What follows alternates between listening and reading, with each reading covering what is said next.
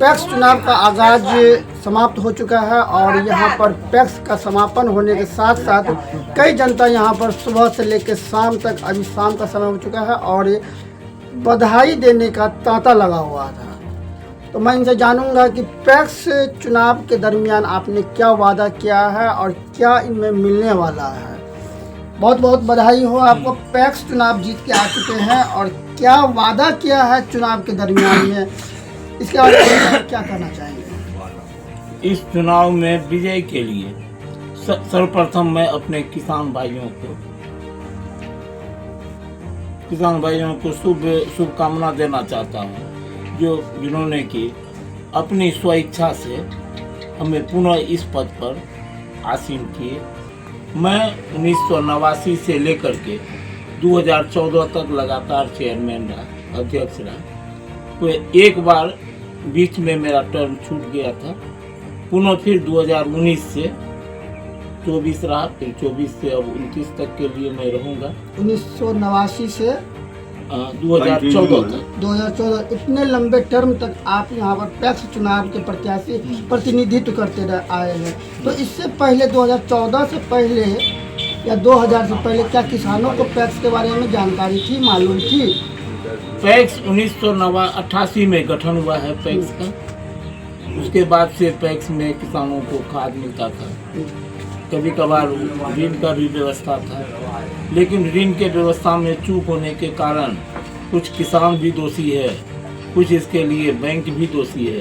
किसान ऋण लेकर के बैंक को वापस नहीं कर पाया, जिस कारण पैक्स भी डिफॉल्टर हो गया और किसान भी डिफॉल्टर हो गया। उसके बाद से ऋण आना बंद हो गया।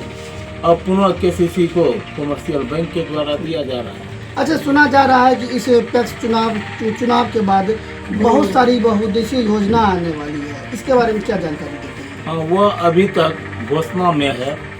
इधर जो है एक चीज़ का बहुत चर्चा में है, जो कृषि यंत्र के बारे में, उसमें भी अभी उसको मंत्रालय से पारित होना है। अभी वह पारित नहीं हुआ, ये प्राक्कलन उसका बनाया गया है। वह अगर आ जाएगा इससे हम संपूर्ण किसान को उसका जो होगा हक मिलेगा, जो मिलना चाहिए सेवा का, वह उसको मिलेगा। हम सबके लिए करेंगे। अच्छा, आपके पैक्स में क्या किस चीज़ का लाइसेंस है? अभी तक सिर्फ खाद का नियुक्ति है, उसमें भी कुछ विघटन हुआ। हमसे पूर्व जो 2014 से 19 तक में बसंत भगत रहा, उनके समय में लाइसेंस बना था खाद का, जीएसटी सब कुछ था पैक्स का। वह जीएसटी, पैक्स लाइसेंस, सब कुछ खाद वाला लाइसेंस, ये सब को जो है हमको देने से 2 साल तक वह जमा नहीं किया पैक्स में, और वह आज तक जमा भी नहीं किया। तो इसके लिए हमको 2 साल के बाद में समय लगा जो लाइसेंस बनाए। लाइसेंस बनाने के बाद लगभग 3 साल से सरकार के भी पैक्स में जो भी खाद आना चाहिए उस खाद को हम उठाते हैं, उसका वितरण करते हैं। पैक्स में यूरिया खाद मिलता है 268 रुपया बोरा की दर से हम लोग को खाद मिलता है, जो बेचना चाहिए उसी रेट में। लेकिन इसमें सबसे बड़ा समस्या आ जाता है नैनो 200 रुपया, कुछ और है अधिक, उसमें 210 या 15 कुछ ऐसे होगा। वह मिलता है 4 बोरा पर 1 नैनो। अब उसका रेट हो जाता है, बढ़ करके हो जाता है 50 से 52 रुपया पर बोरा, जो हम लोगों को नैनो कोई किसान ले नहीं पा रहा, लेना ही नहीं चाहता है। वो हम लोगों के घर में जमा रह जाता है। लेकिन हम अगर 2, 4, 5 हो 1000, 1500 तो नुकसान सह सकते हैं। जहाँ अगर 25,000, 50,000 का नुकसान हो रहा है, वो उसका समायोजन हम पैक्स अध्यक्ष तो नहीं कर सकते हैं। उसके लिए हम लोगों को खाद के रेट में कुछ पैसा बढ़ाना पड़ेगा। अगर किसान नैनो के साथ ले यूरिया, हम उसको 270 रुपया प्रति एक बैग के दर से देंगे। 1 नैनो?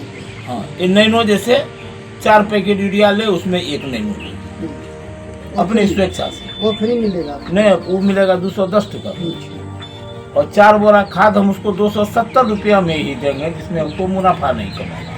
266 रुपया आप ही को मिलता है? हाँ, लेकिन उसमें है खाद उसको पहुँचा देना। हाँ, यूरिया खाद हम लोगों को घर तक पहुँचाना है। अगर हम लोग उसके द्वारा नहीं पहुँचवा पाते हैं तो ये हमारा गलती है। अच्छा, रहा सवाल डीएपी का। डीएपी के लिए हम लोग जो है उसको रेट पर बेचना चाहते हैं, इच्छा तो होता है, कारण हम भी किसान परिवार से हैं, हम भी खेती से जुड़े हुए हैं।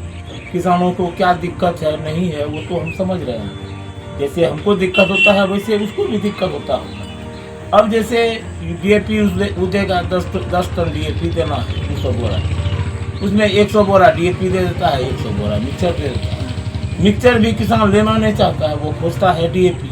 और उसके साथ एक नया समस्या आ गया है, जो डीएपी का वो लिक्विड दे रहा है, जिसका रेट है 650, वो भी वही 4 बोरा पर एक लिक्विड दे रहा है, जिसमें कि अब उस लिक्विड को किसान अगर नहीं लेगा तो उसके बदला में तो हमको पैसा चाहिए कहीं से, वो हम खाद का जो उचित रेट है उसी में जोड़ करके हम लोगों को लेना पड़ता है, कारण हम अपना पूंजी तो नुकसान नहीं सहेंगे। अगर हम नुकसान सहते हैं तो हम उतना का भरपाई भी नहीं कर पाएंगे न घर से। आने वाले समय में किसानों को क्या सुविधाएं मुहैया कराने वाले हैं और क्या चीज़ मतलब पैक्स के बारे में क्या जानकारी उसे देने वाले हैं और साथ में क्या बधाई दे रहे हैं उन्हें? पैक्स एक सोसाइटी है, समिति है जो रजिस्टर्ड है, लिमिटेड है।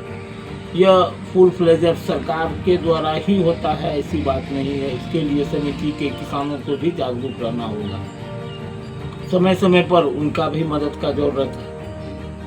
जैसे पैक्स में बैंक चलना चाहिए, बैंक में किसानों का पैसा आएगा, उस पैसा से भी कुछ विकास का काम होता है। ये सब चीज़ अभी तक धरातल पर नहीं है और किसान भी नहीं कर पाएगा, कारण जब वो बैंक से पैसा लेकर के वापस नहीं कर पाता है तो वो डिपॉजिट क्या करेगा, डिपॉजिट नहीं करेगा। और उसके बाद सरकार समय समय पर कुछ न कुछ ऐसा फंड समिति को देता है जिससे हम लोग समिति का काम करते हैं। जैसे आप गांव के लिए ही लीजिए, अधिप्राप्ति का चर्चा बहुत जोर से होता है, उसमें हम लोगों को 11% इंटरेस्ट देना पड़ता है। अब वो पैसा हम समिति का जो मुनाफा होता है उससे कट जाता है। कभी कभार ऐसा होता है कि हम लोगों को घर से भी वो पैसा देना पड़ता है। जैसे इसी बार हम 2 लॉट का काम किया 866 कुंटल का, उसमें हमको 71,000 रुपया इंटरेस्ट का घर से देना पड़ा, कमीशन काटने के बाद। यही स्थिति है। संपूर्ण पैक्स के किसानों को शुभकामना देना चाहते हैं। हमें जो भी सुविधा मिलेगी, चाहे वह समिति के माध्यम से हो या सरकार के माध्यम से हो, उसका हम समुचित वितरण संपूर्ण किसानों में करेंगे।